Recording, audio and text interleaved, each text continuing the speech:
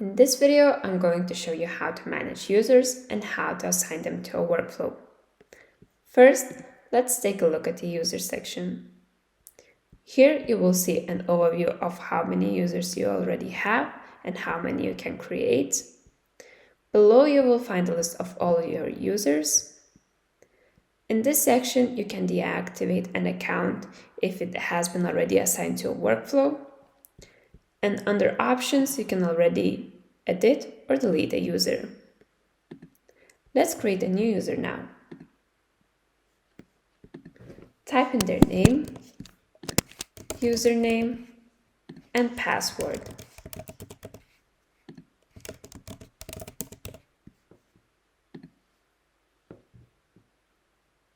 You can see my new user is now on the list. Now that Bob has his own account, let's assign a workflow to him. To assign a workflow to a user, you should choose the workflow you want and under Options, click on Users. On the left side, you will see all unassigned users and on the right side, those that already have access. Click on the user you want to assign and click on Save. If you want to remove user permissions, click on this removal button over here.